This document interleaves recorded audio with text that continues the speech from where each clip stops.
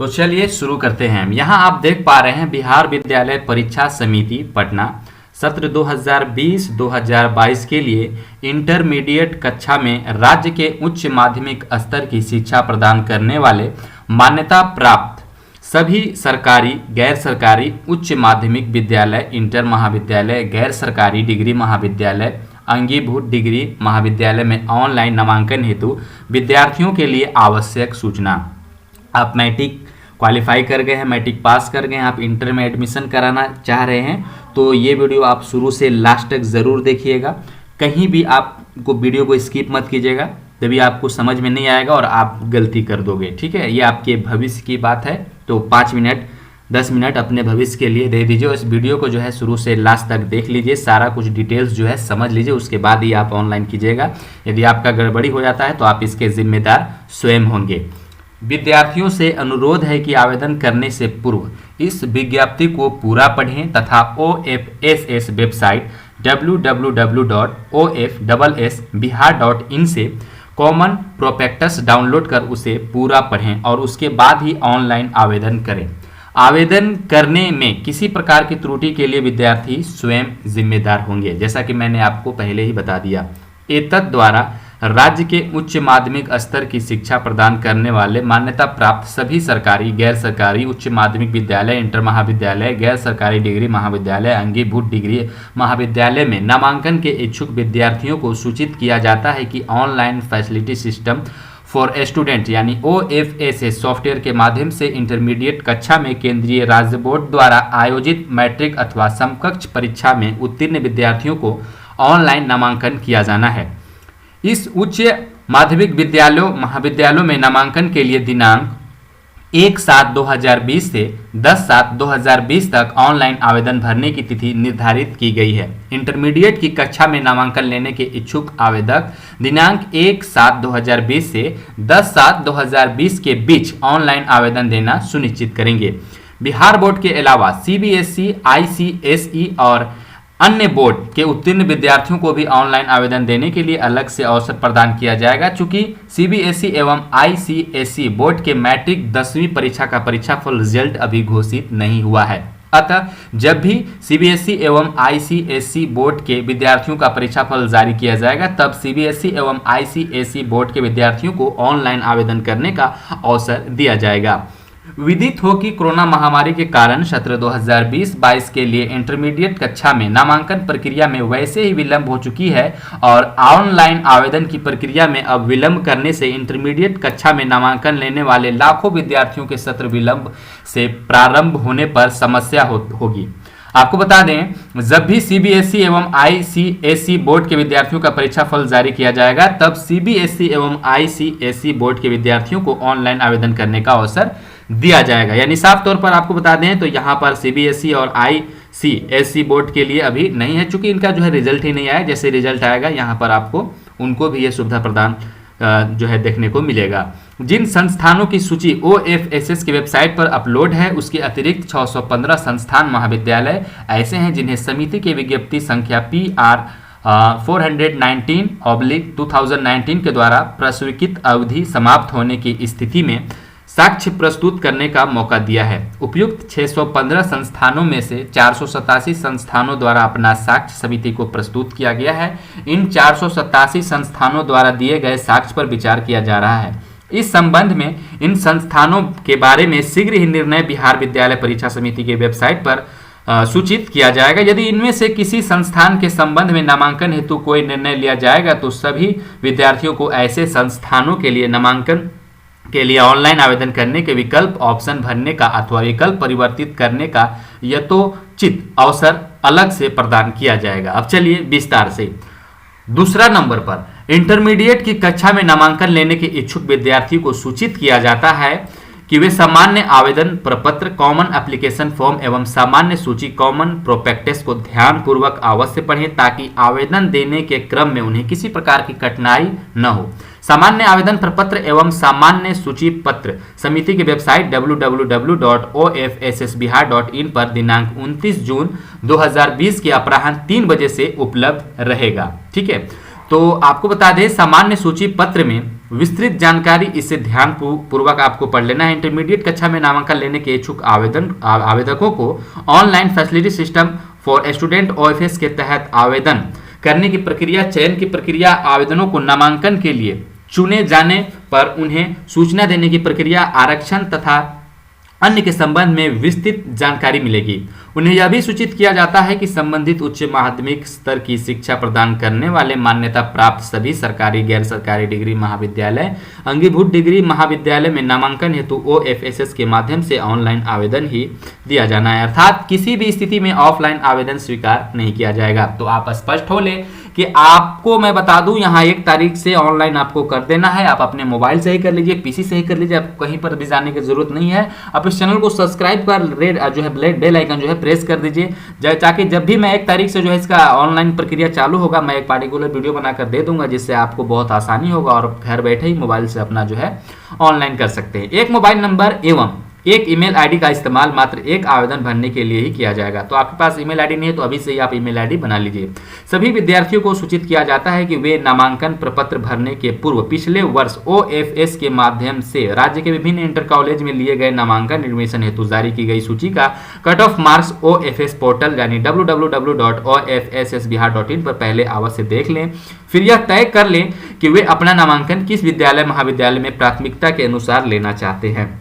5वीं बात, सभी विद्यार्थियों को सूचित किया जाता है कि नामांकन एडमिशन हेतु विभिन्न विद्यालयों का विकल्प सावधानी पूर्वक चुनें, क्योंकि OFSS के माध्यम से फॉर्म भरते समय एक बार विकल्प चुनने के पश्चात वही सारे विकल्प ऑप्शन अंतिम विकल्प माने जाएंगे तथा नामांकन प्रक्रिया के दौरान उन्हें बदलना मुमकिन नहीं बदला जा सकता है। ठीक है। 6ठी बात, online facility system for students यानी OFSS का उपयोग करके ऑनलाइन आवेदन कैसे करें, अर्थात ऑनलाइन आवेदन की प्रक्रिया। ऑनलाइन नामांकन के लिए विभिन्न माध्यम से विद्यार्थी आवेदन कर सकते हैं, जिसकी जानकारी आपको विस्तृत प्रक्रिया निम्नतः है। सहज वसुधा केंद्र के द्वारा आवेदन भरने की प्रक्रिया।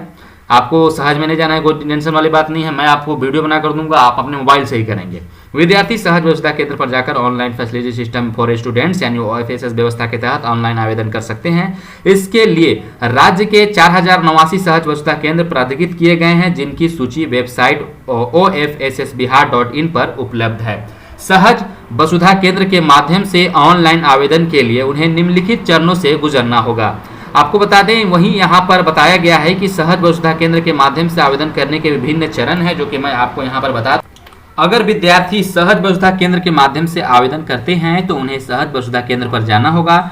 आवेदक अथवा सहज वसुधा केंद्र के ऑपरेटर वेबसाइट www.ofssbihar.in पर जाकर आवश्यकता अनुसार फार्म संख्या 5 अथवा फार्म संख्या 6 डाउनलोड करके उसका प्रिंट निकाल सकते हैं।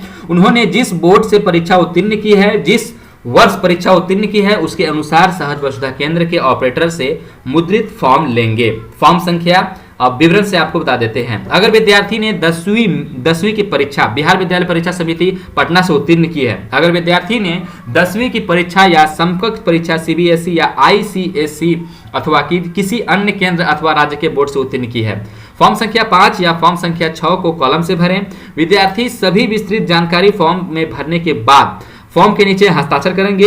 विद्यार्थी सभी जानकारी अंग्रेजी के कैपिटल अक्षर में भरेंगे। फॉर्म भरने के पश्चात विद्यार्थी फॉर्म के अनुलग्नक के नामांकन के विकल्प भरेंगे। फॉर्म पूरी तरह भरे जाने के पश्चात आवेदक को सहज वसुधा केंद्र के ऑपरेटर को अपने फॉर्म के साथ एक रंगीन पासपोर्ट आकार का फोटो भी देना होगा। सहज वसुधा केंद्र के ऑपरेटर उस फॉर्म में भरी जानकारी के ऑनलाइन आवेदन फॉर्म में भर देंगे। अब आपको आगे बता दें, 7वीं बात, ऑनलाइन आवेदन भरने के बाद सहज वसुधा केंद्र ऑपरेटर आवेदन का प्रीव्यू कंप्यूटर स्क्रीन पर आवेदक को दिखा देंगे।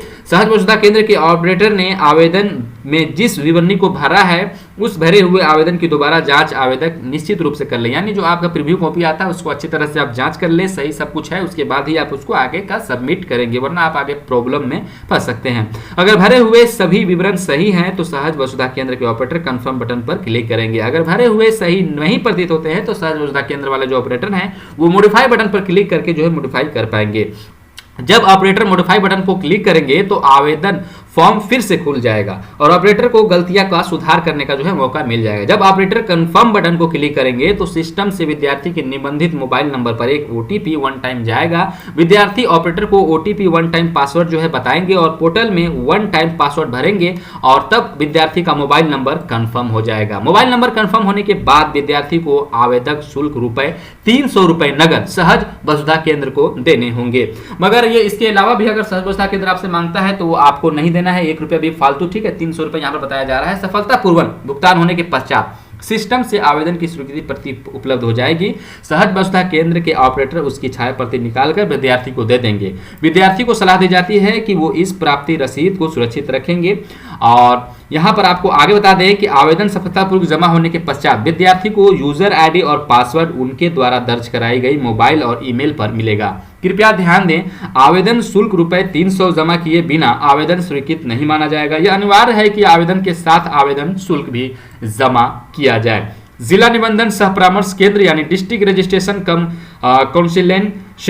काउंसलिंग सेंटर जिसे संक्षेप में डीआरसीसी कहा जाता है, इसके द्वारा आवेदन भरने की प्रक्रिया आपको बता दें। विद्यार्थी जिला निबंधन सह परामर्श केंद्र पर जाकर OFS online facility system for student व्यवस्था के तहत ऑनलाइन आवेदन कर सकेंगे। जिला निबंधन सह परामर्श केंद्र यानी डिस्ट्रिक्ट रजिस्ट्रेशन कम काउंसलिंग सेंटर के माध्यम से आवेदन करने की विभिन्न चरण आपको बता दें। अगर विद्यार्थी बिना निबंधन सह परामर्श केंद्र के माध्यम से आवेदन करते हैं तो उन्हें जिला निबंधन सह परामर्श केंद्र पर जाना होगा। आवेदन अथवा जिला निबंधन सह परामर्श केंद्र के ऑपरेटर वेबसाइट www पर जाकर आवश्यक अनुसार फॉर्म संख्या 7 अथवा फॉर्म संख्या 8 डाउनलोड करके उसका प्रिंट निकाल सकते हैं। उन्होंने जिस बोर्ड से परीक्षा उत्तीर्ण की है, जिस वर्ष परीक्षा उत्तीर्ण की है, उसके जो है अनुसार जिला निबंधन सह परामर्श केंद्र यानी डिस्ट्रिक्ट रजिस्ट्रेशन कम काउंसलिंग सेंटर डीआरसीसी के ऑपरेटर से मुद्रित फॉर्म लेंगे। फॉर्म संख्या 7, फॉर्म संख्या 8 वही प्रक्रिया है। फॉर्म संख्या 7 या फॉर्म संख्या 8 को कलम से भरें। विद्यार्थी सभी विस्तृत जानकारी फॉर्म से भरने के बाद फॉर्म के नीचे हस्ताक्षर करें। विद्यार्थी सभी जानकारी अंग्रेजी में कैपिटल में भरेंगे।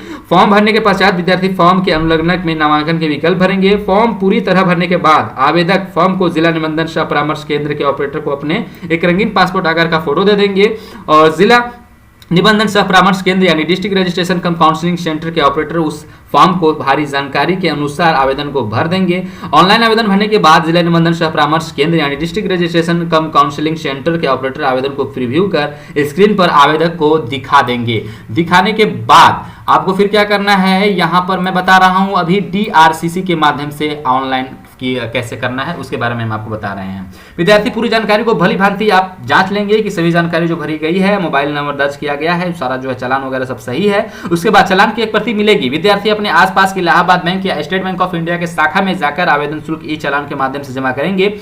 ई चालान के माध्यम से स्टेट बैंक में आवेदन शुल्क जमा करने के लिए आपको ₹50 जीएसटी अतिरिक्त जो है स्टेट बैंक में भुगतान करना होगा, जो बैंक का सेवा शुल्क होगा। इंडियन बैंक इलाहाबाद बैंक के माध्यम से आवेदन शुल्क जमा करने हेतु ₹24 अतिरिक्त इलाहाबाद बैंक में भुगतान करना होगा, जो बैंकों का सेवा शुल्क होगा। बैंक में आवेदन शुल्क जमा करने के 48 घंटे से 72 घंटे के बाद भुगतान की सूचना बोर्ड के पोर्टल पर अपडेट हो जाएगी। भुगतान की सूचना अपडेट होने के बाद विद्यार्थी को यूजर आईडी और पासवर्ड उनके द्वारा दर्ज कराई गई मोबाइल और ईमेल आईडी में प्राप्त हो जाएगी। कृपया ध्यान दें, आवेदन शुल्क ₹300 जमा किए बिना आवेदन स्वीकृत नहीं माना जाएगा। यह अनिवार्य है कि आवेदन के साथ आवेदन शुल्क भी जमा किया जाए। अब आपको बता दें, अपने घर से अथवा किसी अन्य स्थान से कंप्यूटर के माध्यम से, जिसे या फिर मोबाइल के माध्यम से, इंटरनेट की सुविधा के माध्यम से उपलब्ध हो, तो आपको आवेदन कैसे करना है। अभी हमने आपको बताया कि सहज वसुधा केंद्र से आपको आवेदन कैसे करना है, उसके बारे में सारी प्रक्रिया बताई। उसके बाद हमने आपको बताया जो डिस्ट्रिक्ट में डीआरसीसी होता है उसके माध्यम से आपको आवेदन करना है, उसके बारे में हमने आपको बताया। अब आपको बताएंगे अपने घर के माध्यम से, यानी अपने घर से ही, अपने मोबाइल से, कंप्यूटर से, पीसी से, लैपटॉप से, स्क्रीन से आप कैसे जो है ऑनलाइन कर सकते हैं, उसके बारे में हम आपको बता दें। अपने घर या कंप्यूटर के माध्यम से जिनमें इंटरनेट की सुविधा उपलब्ध हो, ऐसी स्थिति में आप OFS online facility system for student व्यवस्था के तहत ऑनलाइन आवेदन भरने का जो है निम्नलिखित चरण आपको हम बताते हैं। आवेदन भरने के पहले निम्नलिखित जानकारी अपने पास रखें। यदि विद्यार्थी ने 10वीं की परीक्षा बिहार विद्यालय परीक्षा समिति पटना से उत्तीर्ण की है तो अपना रोल कोड, रोल नंबर तथा जन्म तिथि तैयार रखें। यदि विद्यार्थी ने 10वीं की परीक्षा बिहार विद्यालय परीक्षा समिति पटना के समकक्ष किसी अन्य बोर्ड से उत्तीर्ण की है तो अपना प्राप्तांक तैयार रखें। विद्यार्थी अपना पासपोर्ट साइज का फोटो और जो है स्कैन कॉपी कंप्यूटर में तैयार रखें ताकि सामान्य आवेदन पत्र भरने के बाद जब जरूरत हो तो उसे अपलोड किया जा सके। मोबाइल नंबर और ईमेल आपके पास होना चाहिए। आवेदक किसी भी ब्राउजर के माध्यम से, आप गूगल क्रोम से या मोजिला से, बेहतर रहेगा आप गूगल क्रोम से ही कीजिए, www.ofsbihar.in पर जाएंगे और दूसरे सेकेंड स्टेप में आपको सामान्य आवेदन प्रपत्र यानी कॉमन एप्लीकेशन फॉर्म पर क्लिक करना है। तीसरा स्टेप में आपको दिए गए दिशा निर्देश को ध्यानपूर्वक पढ़ लेना है। चौथा स्टेप में आपको चेक बॉक्स और उसके उपरांत आई एक्सेप्ट पर क्लिक करके नियम एवं शर्तों को स्वीकार कर लेना है। पांचवा बात बताएं आपको, इसके बाद सामान्य आवेदन प्रपत्र कॉमन एप्लीकेशन फॉर्म जो आपके कंप्यूटर पर खुल जाएगा। छठा, यदि विद्यार्थी ने 10वीं की परीक्षा बिहार विद्यालय परीक्षा समिति में उत्तीर्ण की है तो उसे उत्तीर्ण होने का वर्ष, रोल कोड, रोल नंबर और जन्म तिथि भरनी होगी। उसकी अन्य जानकारी और प्राप्तांक अपने आप आवेदन प्रपत्र में अंकित हो जाएंगे। सातवां, अगर आवेदक किसी अन्य बोर्ड से 10वीं या समकक्ष परीक्षा उत्तीर्ण की है तो यह आवश्यक है कि सामान्य आवेदन प्रपत्र में जो जानकारी मांगी गई है उसे वे भरेंगे। आठवीं बात, सभी जानकारियों को एक बार भर लेने के बाद आवेदक को अपना फोटो सामान्य आवेदन प्रपत्र यानी कॉमन एप्लीकेशन फॉर्म में अपलोड करना, फोटो अपलोड करना आवश्यक है। उसके बाद सभी जानकारी को भर लेने के बाद आवेदक के नामांकन के लिए विकल्प चुनना है। आवेदक न्यूनतम 10 विकल्प और अधिकतम 20 विकल्प चुन सकता है। पहला, विद्यालय अथवा महाविद्यालय में एक विषय एक विकल्प माना जाएगा। नामांकन के विकल्प भरने के लिए विद्यार्थी निम्नलिखित प्रक्रिया अपनाएं। ड्रॉप डाउन लिस्ट से जिला को चुनें। जिला चुनने के बाद विद्यालय अथवा महाविद्यालय को चुनें। महाविद्यालय चुनने के बाद संकाय को चुनें, जैसे कला, विज्ञान एवं वाणिज्य। उसके बाद आपको सबमिट बटन पर क्लिक करना है। सबमिट बटन पर क्लिक करने के बाद आपका विकल्प दर्ज हो जाएगा। इस प्रकार से आप सामान्य आवेदन प्रपत्र में कम से कम 5 विकल्प एवं ज्यादा से ज्यादा 20 विकल्प चुन सकते हैं। उच्च प्राथमिकता वाले विकल्प पहले भरें। मान लिया जाए कि इंटरमीडिएट में नामांकन के लिए आपकी पहली प्राथमिकता विज्ञान संकाय में एएन कॉलेज में है और दूसरी प्राथमिकता या विकल्प विज्ञान संकाय में कॉलेज ऑफ कॉमर्स में है, तो आप एएन कॉलेज में पहली प्राथमिकता का विकल्प भरें और उसके उपरांत कॉलेज ऑफ कॉमर्स का विकल्प भरें। इसी प्रकार इंटरमीडिएट में नामांकन के लिए अगर आपकी पहली प्राथमिकता पटना कॉलेज स्कूल पटना है और दूसरी प्राथमिकता राजा राम मोहन राय सेमिनरी स्कूल पटना है, तो आप पटना कॉलेज स्कूल को जो है पहली प्राथमिकता का विकल्प भरेंगे। यानी जिस भी कॉलेज में आप चाहते हैं कि इस कॉलेज में हमारा हो और उसमें आपका जो चॉइस है तो उसको आप सबसे पहले भरेंगे, ठीक है। उसके उपरांत दूसरी प्राथमिकता में राम मोहन राय सेमिनरी स्कूल पटना का विकल्प भरें। अब आपको आगे बता दें, एक बार जब आपने सामान्य आवेदन प्रपत्र यानी कॉमन एप्लीकेशन फॉर्म भर दिया है तो कृपया एक बार फिर से उसे ध्यानपूर्वक पढ़ लें आप, ताकि अगर कोई गलती आपसे हुई है तो आप उसको जो है सुधार कर सकते हैं। आवेदन में दिया गया विवरण अगर आपको सही लगता है तो सबमिट बटन पर आपको क्लिक करना है। इसके उपरांत कंप्यूटर स्क्रीन पर भरे हुए आवेदन को प्रीव्यू दिखाई देगा। कृपया इसके उपरांत भरे हुए आवेदन की आप दोबारा जांच कर लें। अगर आवेदन प्रपत्र में सभी जानकारी आपको सही मिलती है तो आप कंफर्म बटन पर क्लिक करेंगे।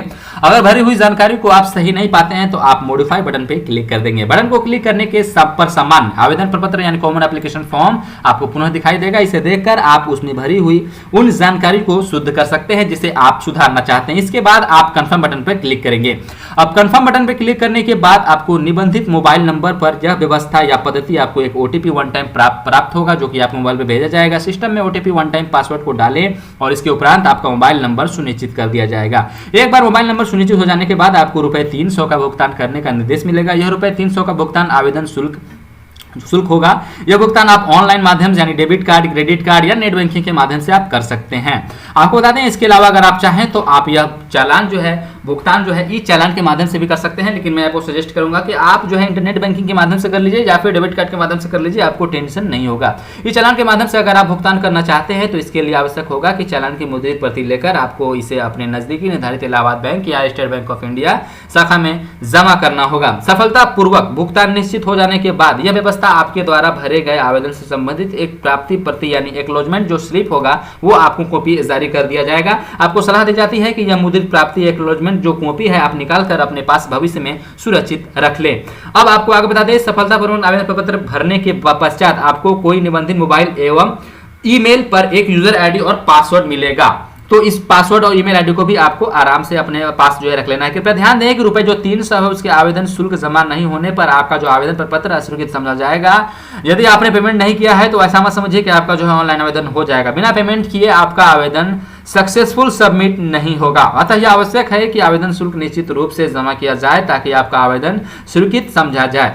अब आपको है इंटरनेट साइबर कैफे के माध्यम से भी आवेदन भरा जा सकता है। तो चौथी जानकारी है, यहाँ पर वीडियो हो चुका है बहुत लंबा, इसको आप आराम से पढ़ लीजिएगा। इसका लिंक जो है हम आपको डिस्क्रिप्शन में दे देंगे, लेकिन फिर भी अब तक आपने जो है पूरा वीडियो देख लिया है तो आपका बहुत बहुत धन्यवाद, बहुत बहुत शुक्रिया। वीडियो को नहीं किया जल्दी से लाइक तो कर दीजिए लाइक। और यहाँ पर हम आपको बता दें, आरक्षण एवं कोटा भी आपको साथ में मिलने वाला है। बिहार सरकार की अधिसूचना के अनुसार विद्यालय एवं महाविद्यालयों में आरक्षण न्यूनतः रहेंगे। कैटेगरी की बात करें यहाँ पर तो अनुसूचित जाति का 16% रिजर्वेशन कोटा, और वहीं अनुसूचित जनजाति की बात करें तो 1%, अत्यंत पिछड़ा वर्ग की बात करें तो 18%, पिछड़ा वर्ग की बात करें तो 12%, वहीं पिछड़ा वर्ग की महिला की बात करें तो 3%, आर्थिक रूप से कमजोर वर्ग यानी ऐसे अभ्यर्थी जो अनुसूचित जाति यानी अनुसूचित जनजाति, अत्यंत पिछड़े वर्ग एवं पिछड़े वर्ग के लिए किए गए आरक्षण प्रावधानों से आच्छादित नहीं है, उनके लिए 10%, जैसा कि आप सभी जानते हैं कि 10% आरक्षण वाला भी जो है जनरल को मिल रहा है। इसके अतिरिक्त दिव्यांग कोटि के 5% सीट संबंधित वर्ग से आरक्षित रहेंगे। और 10वीं और सबसे आखिरी बात हमको आपको बता दें कि सामान्य आवेदन प्रपत्र यानी कॉमन एप्लीकेशन फॉर्म भरने से संबंधित किसी प्रकार की जानकारी अथवा समस्याओं से के त्वरित